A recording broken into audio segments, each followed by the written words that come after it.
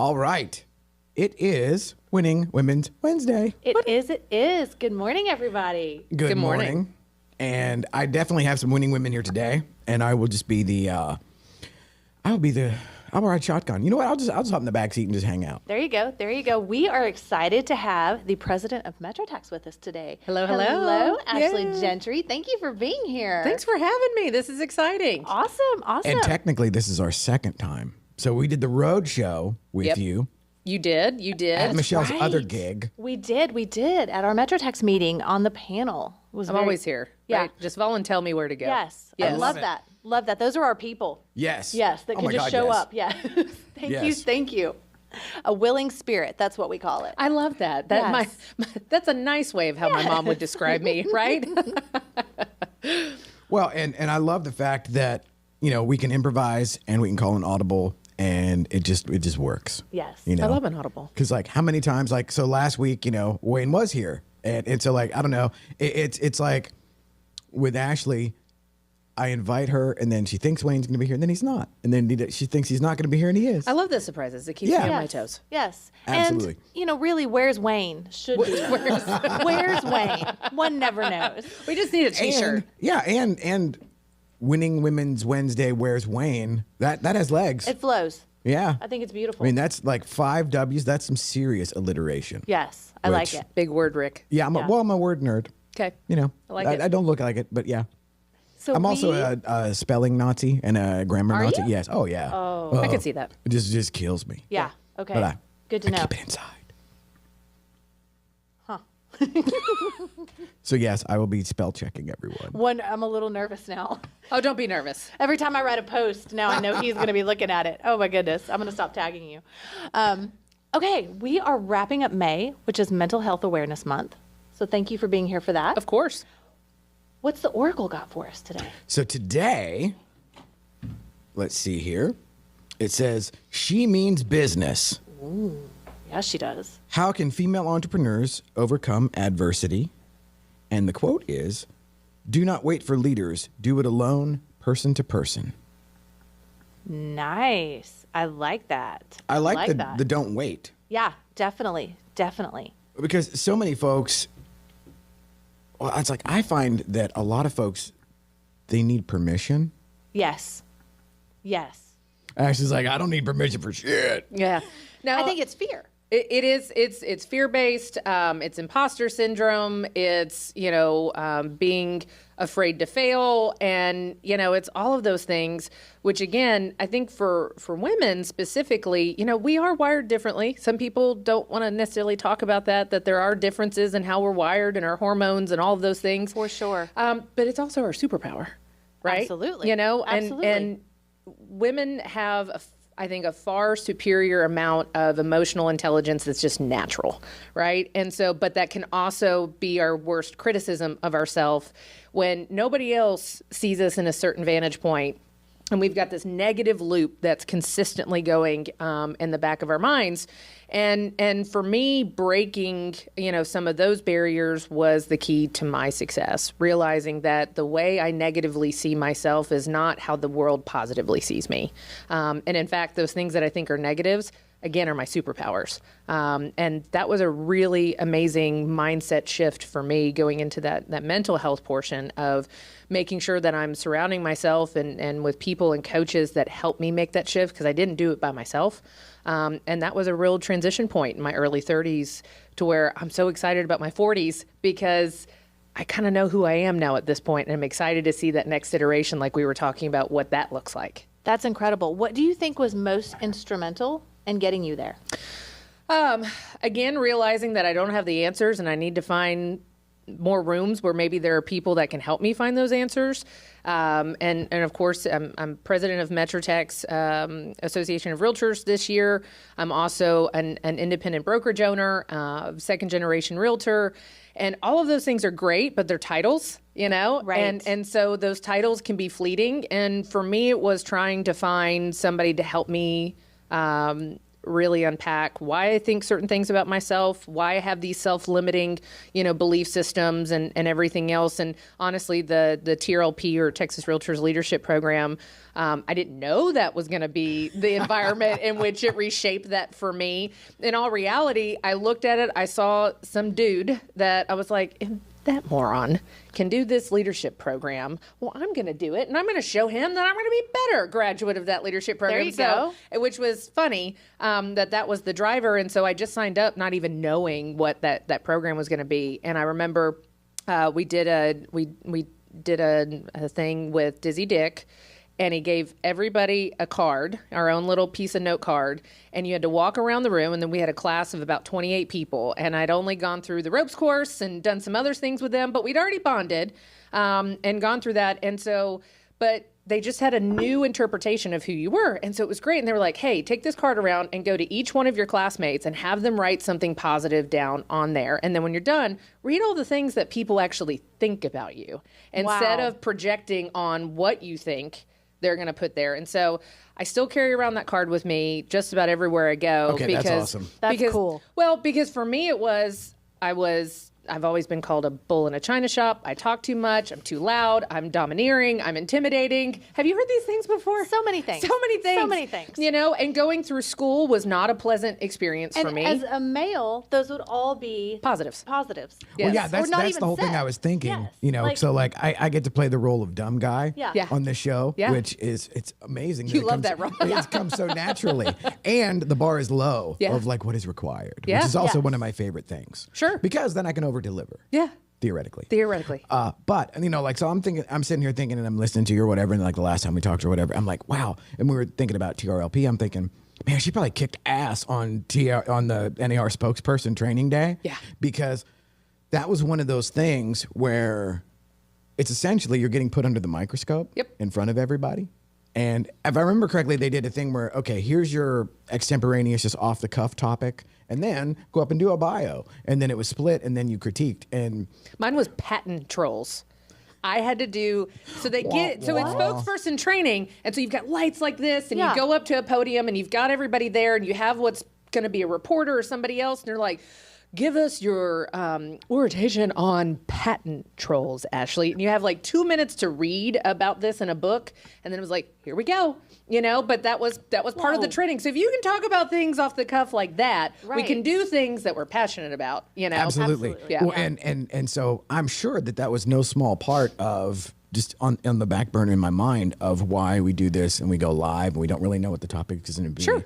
And there was a part of that where it was really binary. Some folks like just were in it, and then others were just completely Crashed and burned. paralyzed. And, Oh, it was and- awful. Yeah, and it's like I felt bad for them, and then for the obvious reasons. But then I also look back, when we were talking last time about with Metrotex and the idea of you get the ability to get up in front of people and fail. Yeah. Which kind of talking about your inner monologue and the other things where it was like, I was not raised in an environment where that was a thing. Yeah. It was, your public face. I was very much not consciously trained, but I was very much brought into this idea of perception management, which is like kind of goes to the 3x5 card too, where it's like, Yeah. I need you to think about me in a certain way. So ... then I'm okay. Yeah.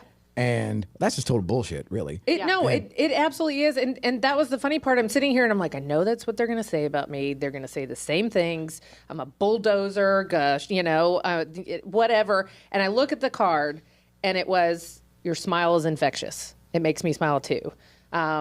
Anytime we've had a challenge, I look at you and you're rolling up your sleeves. I know I can depend on you. You're a problem solver and talking about my energy and all these things, which I thought was a negative demonstration. Right. The energy I was putting off was off-putting. Instead, the energy I was putting on was actually getting other people to rise up to where my level was. Amazing. And so for me, it was anytime I get into that stinking thinking mode, it's like, nope, I'm going to bring out the card. And remember, if love it. because if That's somebody is awesome. sitting there and pointing a finger at me and saying you're too much, you know what? That's their insecurity, because that's what that is coming out. That has nothing to do with me. And I can tell Exactly. you right now, my husband is my greatest cheerleader. He's doing TRLP right now, which is great. And I wanted him to have his own experience through that because he's heard me talk about it so much. but I often will sit there and somebody will be like, well, man, Reese, is it really intense to be married to Ashley? And he's like, if I wanted a quiet woman, I would have married one. You know, Good and so answer. and so it's like you work with your husband, and those have to be our biggest champions and our For sure. teammates and our best friends. And I'm just so blessed that I have that opportunity, that my partner is the person that puts me on that pedestal instead of trying to take me off. My ex-wives were unavailable for comment. One of these days. One of these days. Yeah. Oh no. Yeah. So how have you found that all of these things that are actually positives, how have they improved your ability as a leader? Yeah, so there's a lot of different things. Like if I'm just looking at even my ability to impact my clients, I've had, real estate is challenging no matter what market you're in, because Amen. you get to see 'Cause it's people. in their most vulnerable, exposed states. Yeah. You're realizing there's so many more people in some layer of distress in the real estate world. And then you get to come in and they're trusting you. And the only way this works in that type of relationship, whether I'm helping them buy a house or sell a house or invest or do anything else, I need you to peel all the layers back, and I need you to really tell me what you need from me in this transaction. And so I can excel in succeeding what our objectives are. But a lot of times that's mending a broken person. They're afraid through to be that. vulnerable. They're afraid to be Yeah. vulnerable. And I've had clients who have literally come to me and said, your spiritual gift is to help broken people through real estate. And I sit there and go, that's a beautiful way of saying, I'm there to put out the dumpster fire that is Your life. my life and my transactions that happen that way. But I've had people that going through divorces. I've had people that have going to mental health side. I've had somebody that tried to take their own life during a transaction. Oh, wow. I've had so many things, and I don't think those are always isolated. I mean, doing it for 20 years, it's not like that happens every day. But you just realize the more people are letting you behind that threshold of their door. So that lets me lead them in those circumstances, because that positive energy demonstrating that I can roll up my sleeves and I can do this, and they look at me and they have faith that I'm going to carry them through this. That's amazing. And then going through leadership in Metrotex. I mean, gosh, that has been an interesting experience. Overall, been well received. But then there are some people that look like, you're not the norm. Like, you're not what we've used to seeing in the industry over the last 20, 30, 40 years. Well, yeah. And I think it's time for that. Which It's I time. love. Yeah. And so it's like, now, ostensibly on the surface here, you guys are kind of, but not really. You do fit part of the role of what, if I were in a room full of my bros or whatever, like, Right. oh yeah, a couple of blondes that sell real estate. Yeah, like, Sure. wow, so I mean, But she's got her guns out over here, it's like, It's summertime. yeah. but kind of what you were saying about, they don't see it they see the stereotypical thing. Yep. Where it's like, in a lot of instances, they've only ever interacted with somebody that was like either a trophy wife, the one that would do like one transaction like every 9 months or whatever, versus what you were saying. It's, if you're in the game long enough, you will have everything happen. Yeah. Yep. Where it's the divorce, it's the deaths, it's the, we didn't close because they died, or just any number of crazy ass, just lightning bolt events that nobody's prepared for, let alone in the middle of the largest transaction of their life, And so I've been very impressed with the ones that handle their business like you and are able to be taxi driver, therapist, counselor, financial planner, like all of the things that go into doing it well, because there's a difference in doing something versus doing it well. Yeah.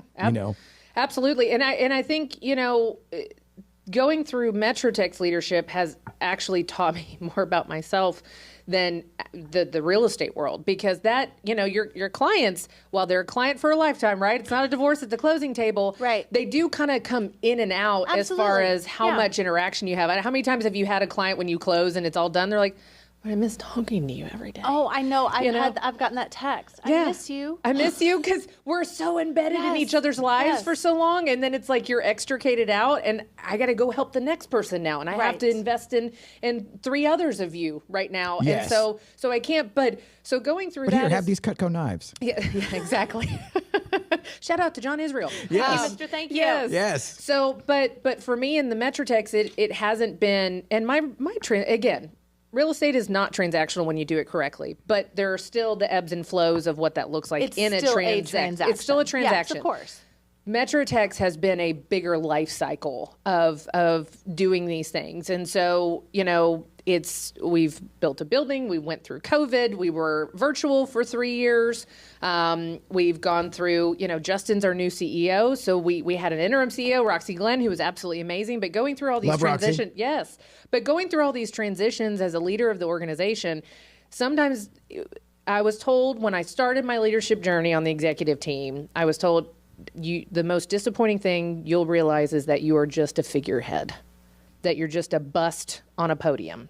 And I'm sitting here going, I don't want to be. And I don't think you have been. I have You've not made an impact. No, you have not. Yeah. I have not. And so for me, it was almost like, okay, I'm going to take that negative thought and I'm going to flip that and understand, why has it always been, instead of going, I'm going to do something else, why has it always been a figurehead position? And part of that is because the investment, it looks different now than it once did. And our industry's on fire, and the needs of the real estate industry have changed. The needs of our staff have changed. The needs of the consumer have changed. So we have to change, and our impact needs to look a little different. That doesn't mean my predecessors didn't do an amazing job and lay the groundwork for us to be successful and be the 5th largest trade association in the country for real estate today. But it did have to change, just like being a realtor today Absolutely. looks very different than it did in 1985. By the way, that's when I was born. So that's where that year came from. And by you leading it the way it's being led now, it's opening the door for the changes that are happening in our industry. Correct. Now more than ever, we as brokers, we as agents, we as affiliates, we need to come together as a community. Yeah. And you making those changes are making that possible. Yep. And so shout out to all of the brokers and the agents and everyone that's getting involved again, because that's what we need, which goes back to mental health. I was about to say, that's a great segue. Yeah, it goes back to mental health, because an article that I was doing some research on a couple weeks ago, 50% of all people indicate that they're feeling very, very lonely. Yeah. So now you take that into a world like real estate that is such a high achiever role. How much more loneliness is there? And if we want to combat that, where can we go to do that? Well, our Metrotex community. 100%. And I was sharing earlier with you guys offline that, after a board meeting yesterday, which, those are supposed to be the cream of the crop, the leaders of the the industry, and they've got their stuff together. And what ended up happening was like this fireside chat of 5 different people who have 5 different lives and in different life cycles and geography and business types and everything else, talking about how their lives are on fire. And just talking also about how the relationships and the support and how the relationships they made from being involved in Metrotex have kept them from being as isolated, which has helped them get out of their ruts. It doesn't mean that they're still not on fire, but they're not on fire under the covers. Alone. They have someone to share it with. They have somebody to And share that's it huge. with. That's And so huge. for me, that was my experience too. I knew I was a new mom. I'm a wife. I'm a realtor. I own the company with my mom. I'm like, who the heck am I? What is my identity? And what does that look like? And so for me, I can tell you that Metrotex has gotten me out of the bed. With everything going on right now, there's no option. I look at my calendar, the calendar tells you where to go. That's my assistant. Absolutely. And so I wake up, I was like, nope, I got to get up because I need to go do this because people are counting on me. So even my level of involvement, even if I'm not always bringing that energy, or if I want to bring that energy, I have to. There's no option. Right. And one of the things, like with leadership, because at first you go, well, and just a fun fact, I was turned down the first time. Oh, Rick. Yeah. What? Yeah. They I was missed turned down. out. Yeah. And I was like, but We'll have therapy. It's good. Yes. Yeah. We'll talk about this yeah, offline. Yeah, there we go. Tell me the people who did that to you. Who hurt you? Who hurt you? So then I was encouraged, from behind the scenes to do it again. Yeah. And it was this weird place too, where I was a lender, but I was also a realtor. Now Yeah. I've done countless transactions on the mortgage side, but I've never actually done a transaction on the real estate side, just because that wasn't me. Sure. Kind of like the who are you thing. But one of the and I was also affiliate chairman at the time, or I was either vice chair or affiliate chairman at the time. And it was this really weird spot where I could have gotten really bitter. Yeah. And been like, wait a minute, you don't want me in Leadership Academy, but yet I'm the committee chair. How does that work? Yeah, I'm like, the math isn't mathing. Yes. But I did. And then I was glad, nothing against class 25 or whatever, but it was like, Little side eye. Yes. and then the irony there was they had me come in and speak about serving on committees. Oh, how funny. So Yes. you can't be in the class, Rick, but we would like you to teach the class. And Yes. bring the snacks. Yes, And Please bring snacks. And there was like something about that was just like, I'm like, oh, this is so perfect that, and I hadn't thought about that until you were just talking about the commitment. Yeah. And there's some kind of inverse proportion to a lot of times like how much I don't want to do something in the moment. Yep. Versus how I feel after I've done it. Yeah. And I was the king of overcommitting and saying yes. Because it's like, oh, right now, it's 3 weeks from now. Today, it sounds kick ass. Oh, yeah. 3 weeks from now, I don't we want all to do do it. that? Yeah. And so one of the things, and this actually, whenever I taught, I was Ebby's Google instructor for a lot of years. And so one of the things I taught was there's a mechanism inside the calendar that it'll email you, but it won't commit you to the event. And I was like, that was a lifesaver. Yeah. It was like everything was there because it was the opposite was also true. There'd be things where like if you tell me today, I'm like, that sounds dumb, and then 3 weeks from now, I'm like, oh shit, that thing's right around the corner. I'm just gonna Yeah. pop in. Yeah. And so that freed me up where I wasn't overcommitted. But then when I actually hunkered down and like leadership, we were like, wait, a whole Friday where we put our phones in a sack and like what? Oh, that was my husband this morning, by the way. We've got all these fires going on because we also have we have an asset management, property management division of our company, and he runs that. I call it asset management now because it's a different mindset, Yes. right?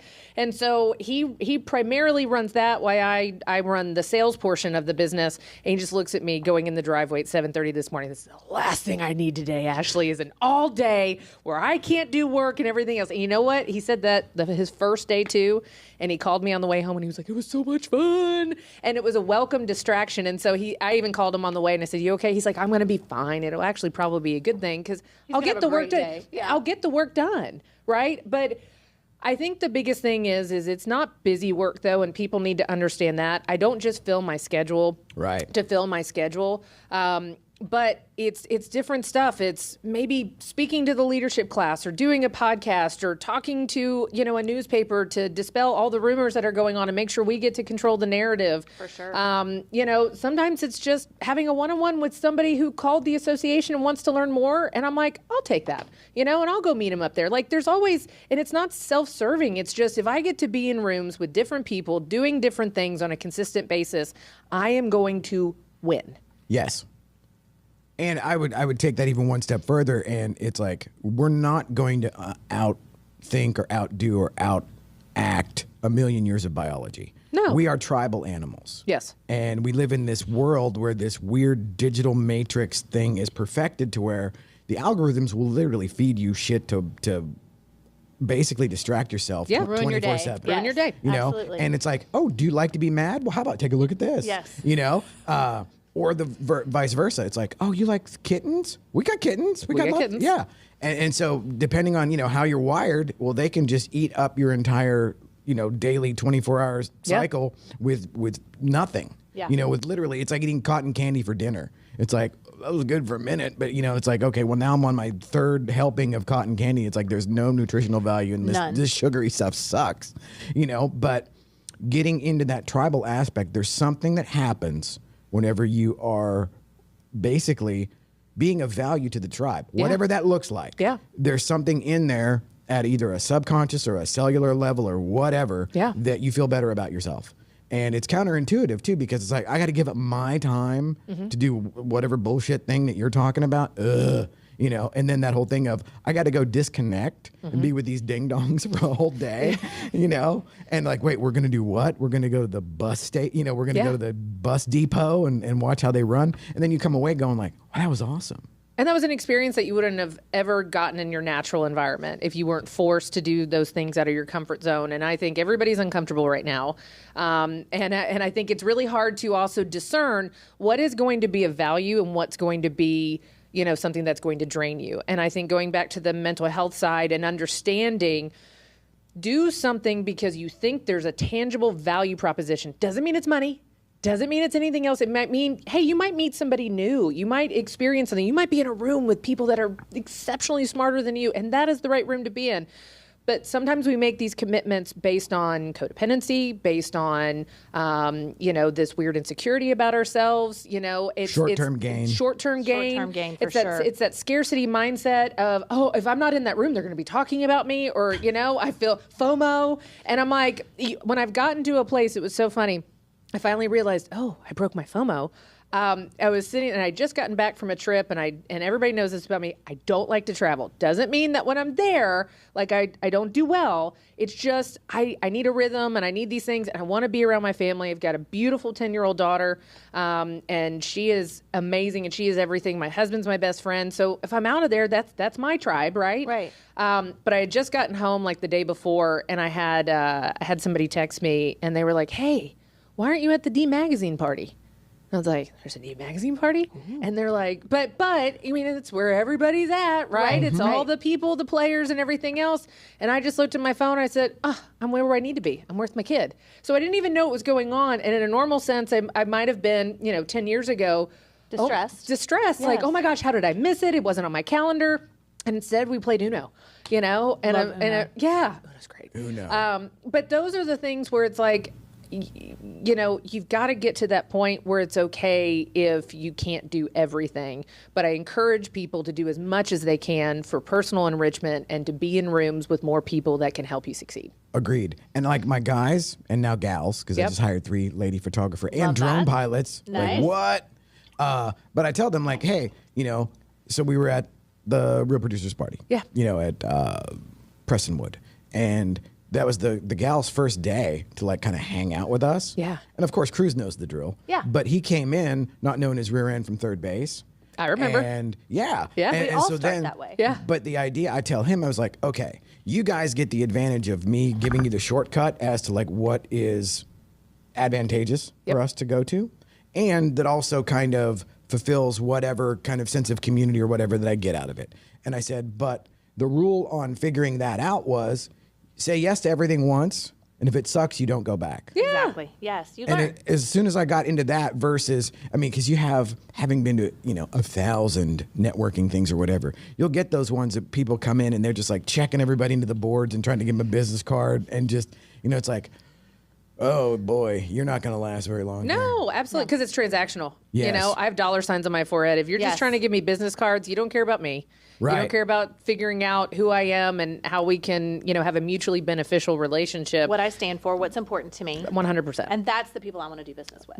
Always. Yeah. Yes. And the simple shortcut aspect of if you look hungry, you go hungry. Yeah. Where it's like, and I love to have gotten to a point where like, okay, I don't need to beg for anything, Yeah. because there was a time where like, okay, I don't know what I'm doing. Like I'm just making this up as I go. Sure. And then to finally get to a place where like the FOMO thing, the only time I get it now is where it's like, there's a particular group of people that I wish I was with. And I see them doing something. Not that I wasn't invited, or not that like I might just see the highlight reel afterwards and be like, oh man, I should have gone. yeah, Yes. I should have gone. Yes. I should have gone. Yes. But more often than not, if it's just some bougie like bullshit party or whatever, I'm like, whatever, And then with any luck, sweet baby, they hire us to shoot it. Yeah. Even there you better. go. So you get to Even do both. better. You get to work and you get to Yes. experience it. Yes. Yeah. At the same time. And it's like my original experience of networking back in the day, the The old 90s networking. Oh my God. the Park Cities MLS meeting used to be at the Macaroni Grill. That's now a fire station. Yeah. Yeah. But I used to tell people when they were like, "How did you get everybody to know you and everything? How did all that happen?" I'm like, first off, it doesn't happen quickly at all, but you have to be willing to go into the meat grinder as far as like that meeting. I think it was every other Tuesday. That was like the first day of high school, every other Tuesday. Yes, I believe it. I believe it. Going back to insecurities and mental health and everything else, everybody had a different experience in school. And I think people look at me and they're shocked. They're like, "You didn't enjoy high school?" I hated high school. It was awful because it's an environment in which there's a bunch of people that don't know themselves, that are trying to figure things out, and depending on how they're being raised, in their home environment, that's Right. going to dictate how they're interacting with all of this. And we always laugh, but I was like born 30 out of the womb. I looked like a 30-year-old person in high school too. And so you come in, and it's not that. I was always friends with everybody, right? It wasn't one clique or anything else. Yeah. But that was also kind of dangerous because somebody that was comfortable with being around so many people, it's like, what's wrong with you? Why don't you want to click up? Why don't you want to do these things? Why don't you hate them? Yeah, why don't we're gonna play this game and everything else? And so it was awful going in. It's Hunger Games in a high school cafeteria, going like, where do I sit? Where is the right place to like position myself for leverage, in this environment? And I remember I had a counselor come to me my sophomore year, and she just said, Ashley. I said, yes, ma'am. You're done with high school.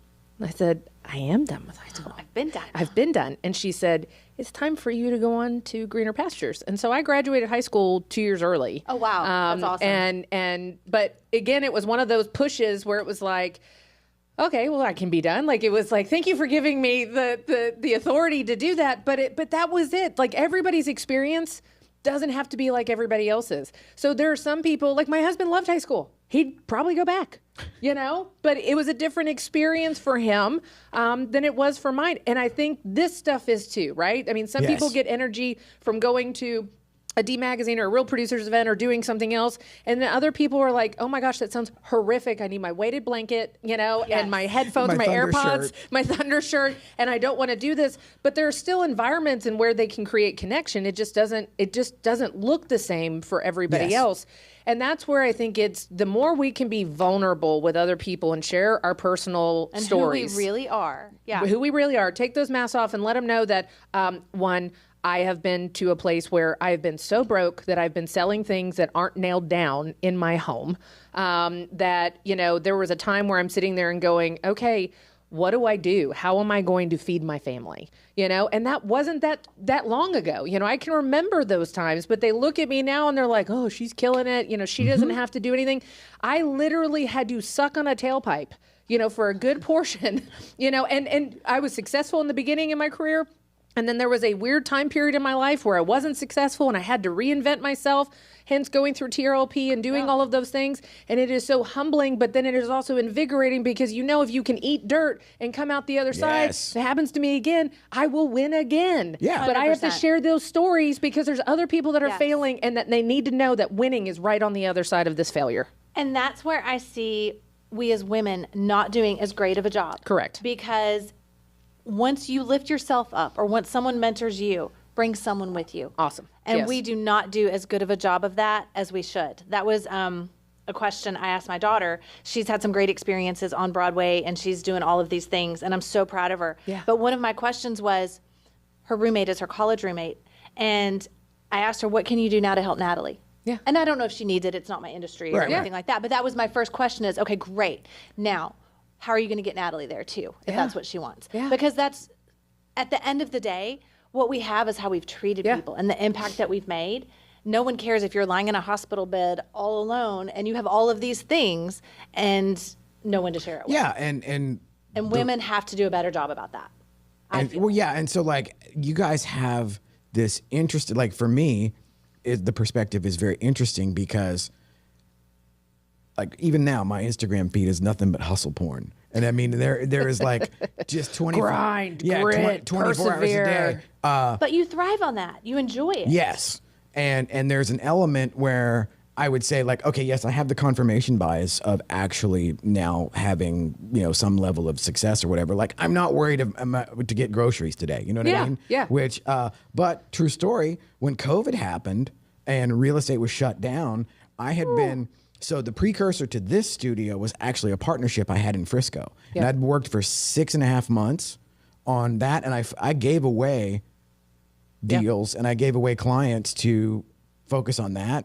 COVID happened and that put that place out of business. Yeah. So and fast, I'm I sure. literally had $600 liquid, to where like if you put a gun to my head and said like, give me $700. I can't. Like, well, would you take 6? But I did the Ashley thing. I like literally, having been a nerd my entire life or whatever. And I also, my mom told me in my 30s that I was able to get out of school early, but she told them no. Yeah. Oh, there you go.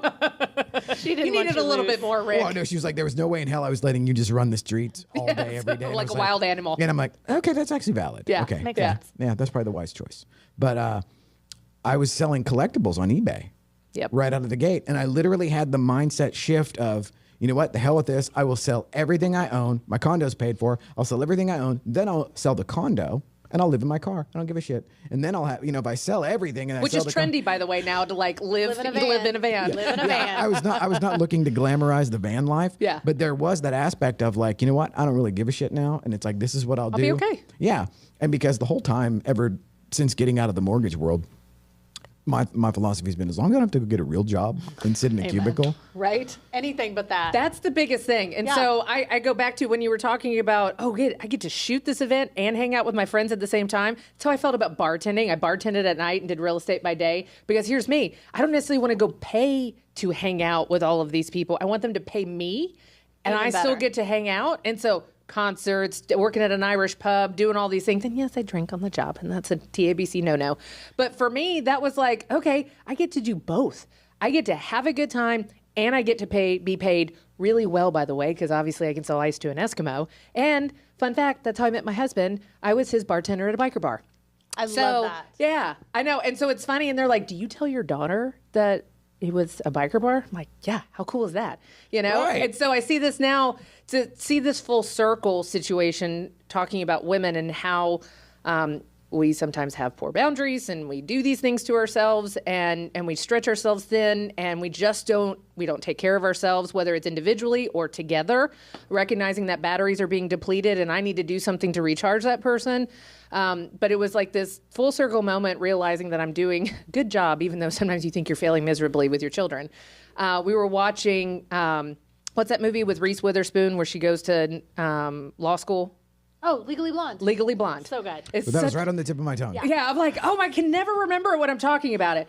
But I think my kid was probably like 6 or 7. We're watching it during COVID and everything else. And she just looks at me and, she goes, for those that have not watched that movie. Shame on you. Yeah, shame on you. Go watch it. so good. It's in my queue. It's in your queue. But this really awesome, energetic, beautiful woman who loves to wear pink and is in a sorority and everything else is graduating from college, and her boyfriend who's is going to law school, and that's just not acceptable because he's going to break up with her because she's just not Harvard Law School material. She's not the type. She's not the type. So he needs to go find the archetype of what his family wants for him, even though they were madly in love and she thought he was going to propose. So instead, she's going to win him back, and she's going to be that person that he needs. I'm going to go to law school. And so my daughter looks at me and she goes, she doesn't need him. Exactly. And I just looked at her and I said, tell me more. And she goes, he doesn't really love her. And she's trying to change herself for him. And that's not right. And I'm sitting there. She's like 6 and a half. 7? Yeah, 6 I and a half, love 7. I it. know. Oh my gosh. And I just look at my husband and he's like, and still we Can talk she be on the show? Right? Oh, she'd be great. She's probably jealous she's not on here now. But it's those things, and it's like I have a little mirror in front of me. Exactly. And that little mirror is showing me that I am doing right and I'm empowering. If I can empower my 6-year-old to have that healthy self-image and those boundaries at that age, what can I accomplish in these women that are out in my ecosystem that didn't sure. get that intentional wisdom or that relationship from their family or from something else? It's not too late to be able to have those intentional conversations and impact on people too. And change the world. Okay, why not? Change the world. Change love the it. world. Yeah. Don't leave a legacy, live one. And I think that's the biggest thing too, is Yeah. that we're all like, I want to build so I can leave something when I'm gone. Why don't you have something now? Why don't you embody living that legacy so those around you can be impacted and do it while you're still here? Yeah. Yeah. Yes, I was late to the game, but I love that. Yes. Yeah. I love You it. know, I'll say this and shut up. You know, the last thing on earth that I ever thought that I wanted was like my little cadre of strays that now work for me. Love it. Where bringing them along, and like Cruz has been with me for 3 years. I know. You know? I remember the first day you met him. Yeah. Yes. Yeah, I was there. Yes. Yeah. And oh my God. Wow. Okay. That just Isn't it so weird, like how many Yes. things have happened in like just other comes people's full life, and you're like, circle. I was like, yeah, I was there, man. Love that. Yeah. Love that. Wow. Yeah.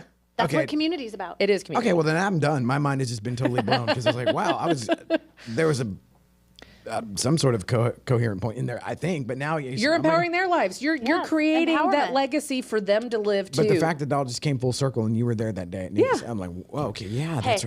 what a way to wrap up Mental Yes. Health Month on this Winning Women's Wednesday. I love it. Thanks love for it. joining us. It was awesome. It was Yes, awesome. Thank you. Thank you. We should do it again one day. Yes. We should. Or just hang out. I like that too. Yeah. Either way. No, we do it on.